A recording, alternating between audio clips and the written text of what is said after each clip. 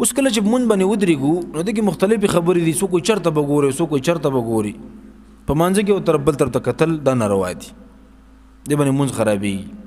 البته د سترګې په دې ګوټونو کې کتل نو که ته چېرته د عذر په وخت کې د ضرورت په وخت کې د سترګې په ګوټ کې وګورې سر پسې وانړی که نه د سترګو په دې ګوټ کې یو څیز ته وګورې نو په دې باندې مونږ نه خرابېږي. خو دا خپل عادت جوړول چې ته په مونځ کې ولاړ یې کله ګوټ ته ګورې کله ګوټ ته ګورې کله ښکته ګورې کله کور ته دې باندې مونځ خرابېږي، توجه د سړي ګډوډه کېږي.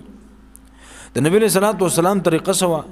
صحابو ته کم عمل ښودلی دی او ما او تا ته کم عمل نه رسېدلی چېرته به ګورو؟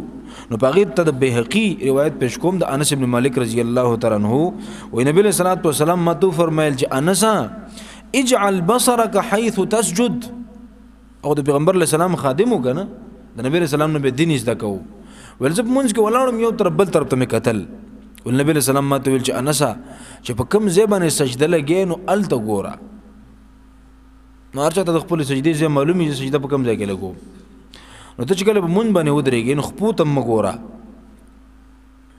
ځینې خلک وایي خپو ته به ګورې په مانځه کې، خپو ته کتل پکې نشته ښه، او ځینې خلکو ته خو خپې ښکاري نه، خیال هم دی که نه، نو هغه به خپو ته څنګه ګوري غریب. لہذا د دې صحیح حدیث په بنا باندې نبی علیه صلات وسلام وایي په کوم ځای چې ته سجده لګې نو هغه ځای ته ګوره. نو چې هغه ځای باندې ستا نظري نو ظاهره خبره ده چې حده پورې انسان ته بیا هم خوښ ښکاري، نو په دې باندې ستا مونږ بیا توجه ګډوډه کېږي نه، توجه به دې انشاءالله تعالی بیا برابري. محمد ابراهیم محمدی